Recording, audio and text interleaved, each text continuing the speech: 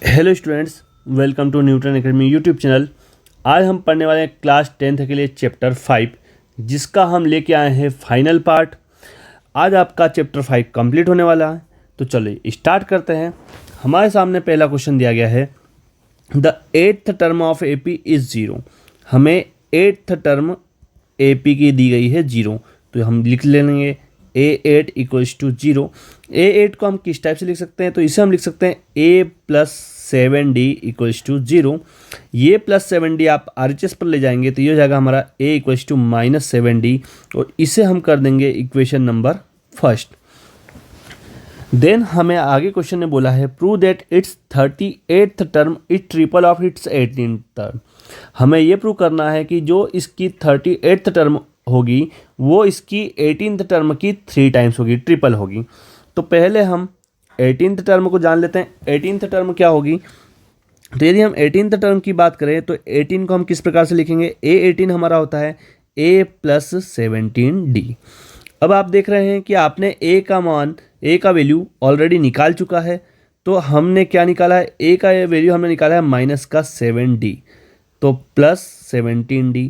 तो यहाँ देखेंगे तो A18 का हमारा वैल्यू आ चुका है 17 में से आप 7 माइनस करेंगे तो ये आ चुका है हमारे पास 10D। इसे हम दे देंगे इक्वेशन सेकेंड। देन हमारे पास दिया गया है 38th टर्म। अब 38th टर्म को हम क्या लिख सकते हैं, तो A38 को हम लिखेंगे A प्लस 37D। A का वैल्यू हमारे पास ऑलरेडी है। A का वैल्यू हमारे पास कितना है, A का वैल्यू हमारे पास है 10D, सॉरी माइनस 7D। तो माइनस का 7D प्लस 37D आप माइनस करेंगे तो ये हो जाएगा हमारे पास 30D। आप 30D को कुछ इस टाइप से लिख सकते हैं 3 इंटू 10D। तो यहाँ पे आप देखोगे हमने इक्वेशन सेकेंड में 10D निकाला है। 10D क्या निकाला है, हमने निकाला है A18। तो यदि हम यहाँ पुट कर दे तो A38 हमें मिल जाएगा 3 इंटू A18। और यही हमें प्रूव करना था, हमें बताना था कि जो हमारी 38th टर्म है वो ट्रिपल होती है 18th टर्म की, जो कि हमने प्रूव कर दिया। आई होप ये क्वेश्चन आपको समझ में आया होगा। देन बढ़ते हैं हमारे सेकेंड क्वेश्चन की तरफ। तो सेकेंड क्वेश्चन में हमें दिया गया है, if 5 times the 5th term of AP is equal to 8th times इस 8th टर्म। जिस टाइप से बोला जाए हमें वो प्रूव करना है। 5 times the 5th term, 5 times कर लिया हमने किसका, 5th टर्म का, is equal to 8th times its 8th term. तो हमें ये शो करना है कि उसकी जो 13th टर्म है वो क्या है, 0 है, ये हमें शो करना है। तो पहले हम यहाँ पर वैल्यू पुट करेंगे। तो 5 हमारा एज इट इज़, A5 को आप लिखेंगे A plus 4D equals to 8 into A8 को हम लिखेंगे A प्लस 7D। मल्टीप्लाई करेंगे तो ये हो जाएगा हमारे पास 5A plus 20D equals to 8A plus 56D। ये हमने मल्टीप्लाई कर लिया है। अब A और D वाली टर्म हम एक साइड करते हैं, सेपरेट कर लेते हैं। तो 5A, ये प्लस का 8A आप LHS पर ले जाएंगे तो ये हो जाएगा माइनस का 8A। इसी प्रकार आप जो 56D है उसके साथ में 20D को ले जाएंगे तो ये माइनस का हो जाएगा। तो हमारे पास बचता है माइनस का 3A इक्वल्स टू, आप माइनस करेंगे तो ये हो जाएगा हमारे पास 36D। 3 हमारा मल्टीप्लाई में जाएगा तो 36D डिवाइड बाय माइनस 3 से हम 36 को कट करेंगे तो हमारे पास बचता है A equals to minus 12D। तो ये हमने A का वैल्यू निकाल लिया। इसे हम दे देंगे इक्वेशन फर्स्ट। देन हमें पूछा गया इट्स, आपको शो करना है कि 13 टर्म क्या है, 0 है। तो 13th टर्म को हम कैसे लिखते हैं, 13 टर्म को हम लिखेंगे A प्लस 12D। अब यहाँ से हम इक्वेशन फर्स्ट से A का वैल्यू पुट कर देंगे। तो यहाँ लिख देते हैं value put from equation first. तो इक्वेशन फर्स्ट से हमें A का वैल्यू पुट करना है। तो A13 हमारे पास हो जाएगा A का वैल्यू पुट करने पे माइनस का 12D, प्लस हमारे पास ऑलरेडी 12D है, माइनस 12D से प्लस 12D जाएगा तो ये बचेगा हमारे पास 0।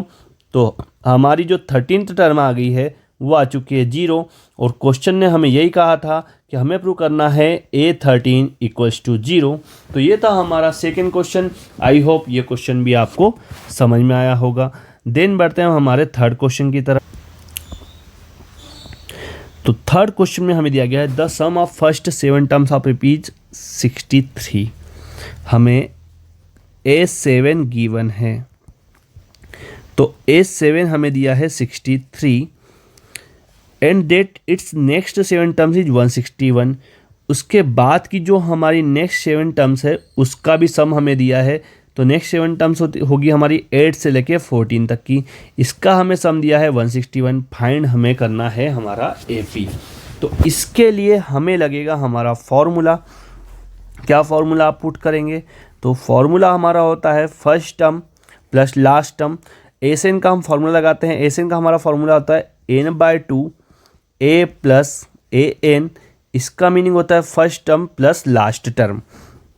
तो एसएन हमारे पास है, S7 हमारे पास है 63, दिया जाएगा हमारा 7/2 a एज इट इज, और यहाँ पर हम लिख देंगे इसे A7। देन यदि हम इसे सॉल्व करते हैं तो हमें मिलता है 2 3 जा 6, 2 6 जा 12 divide by 7 equals to a plus A7। आप इसे कट कर सकते हैं, तो 7 से इसे हम कट करेंगे तो 7 1 जा 7, 5 हमारा कैरी 18 हो गया। तो इसे हम लिख देंगे 18 equals to a plus A7 का वैल्यू पुट। तो A7 का हमारा वैल्यू हो जाएगा a प्लस 6d। तो यहाँ पे हमें मिलेगा 18 equals to 2a plus 6d, जिसे हम दे देंगे इक्वेशन नंबर फर्स्ट। देन हमें कहा गया है 8 से लेके 14 तक का जो सम है वो है 161। तो यदि हम इसका फॉर्मूला बनाएं तो यहाँ लिखेंगे 8 to 14 equals to n/2 A8 plus A14। ये हमारी फर्स्ट टर्म होगी, और हमारा जो n होगा वो तो कितना होगा? तो n हमारा हो जाएगा 7, तो 7/2। तो इसके लिए यदि हम फॉर्मूला लगाएं तो ये हमें दिया गया है 161 इंटू, यहाँ पर हम करेंगे 2/7 इक्वल्स टू A8 को हम लिख सकते हैं a प्लस 7d, और A14 को आप लिखेंगे a प्लस 13d। जब इसे सॉल्व करते हैं तो जो कट हो रहा है उसे कट कर लेते हैं। तो 7 2 जा 14, 2 कैरी 7 3 जा 21, ये हमारा कट हो चुका है। तो हमारे पास बचता है 23 इंटू 2, तो ये हो जाएगा हमारा 46 equals to 2a plus 20d, और इसे हम दे देंगे equation number second. Equation first और सेकेंड को हम एलिमिनेशन मेथड से सॉल्व कर सकते हैं। तो यहाँ लिखते हैं equation first and second solved by elimination method. अब एलिमिनेशन मेथड हम जानते हैं कि इक्वेशन फर्स्ट से आप सेकेंड को माइनस कर सकते हैं। तो इक्वेशन फर्स्ट हमारे पास कितनी है? तो हम यहाँ पर पुट कर रहे हैं 2a plus 6d equals to 18। यहाँ पर पुट कर लेते हैं 2a plus 6d equals to 18। Equation second हमारे पास है 2a plus 20d equals to 46।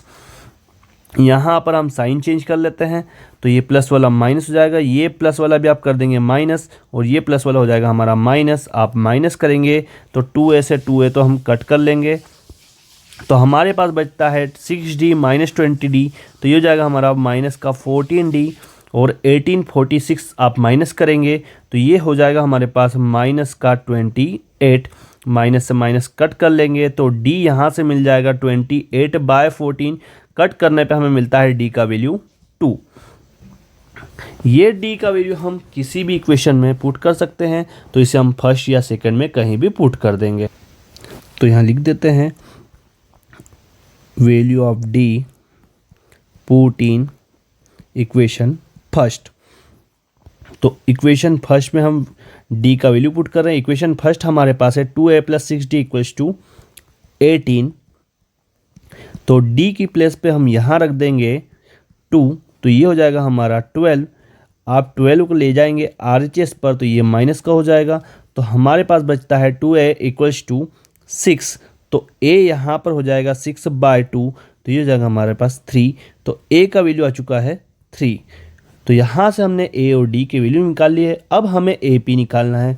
तो जो हमारी ए पी होती है उसकी सीरीज कुछ इस प्रकार से होती है। ए, फिर होता है हमारा A plus D, A plus 2d and so on.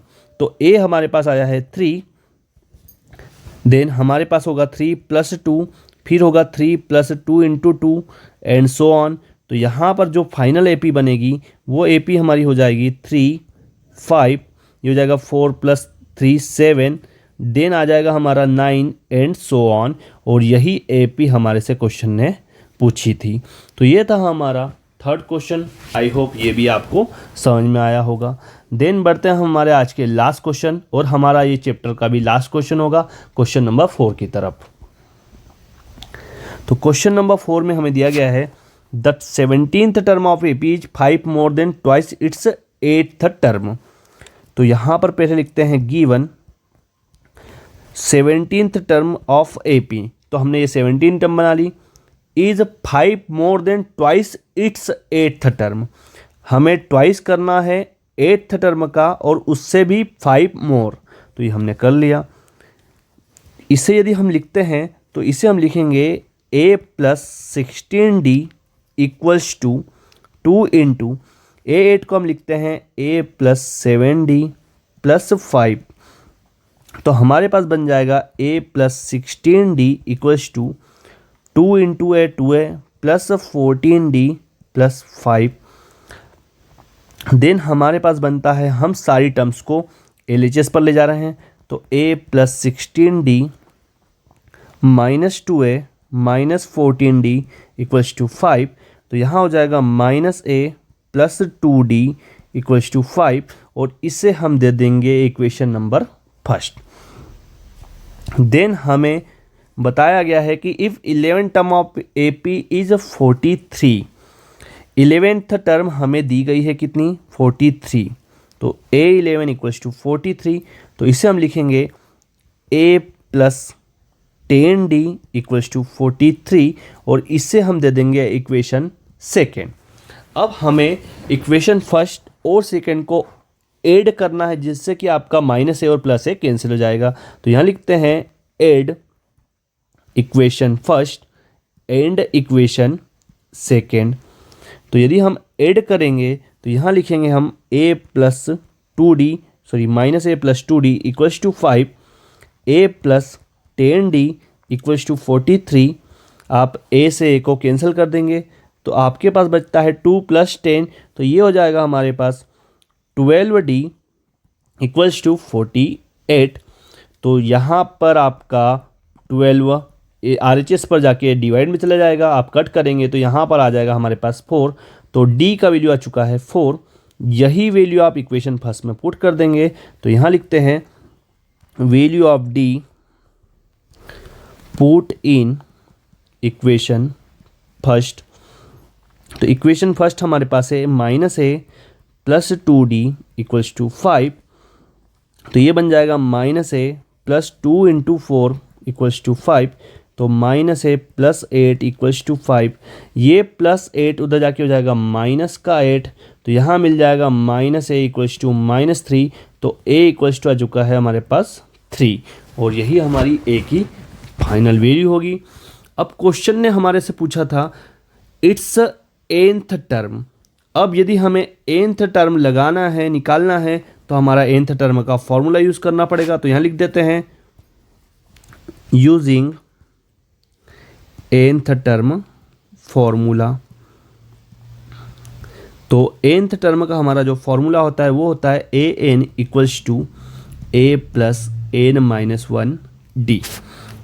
यहाँ पर हम वैल्यू पुट कर देते हैं। तो an = a हमने निकाला था 3 + n हमारा एज इट इज़ होगा, और d हमारे पास है 4। तो यहाँ पर हमने पुट कर दिया d का वैल्यू। इसे आप ओपन करेंगे तो ये हो जाएगा 3 + 4n - 4। तो आप 3 में से -4 करेंगे तो -1 बचेगा। तो हमारा जो फाइनल आंसर होगा वो हो जाएगा 4n - 1, और यही हमारे क्वेश्चन का भी फाइनल आंसर होगा। तो ये था हमारा 4th क्वेश्चन और लास्ट क्वेश्चन। आई होप आपको सारे क्वेश्चन समझ में आए होंगे।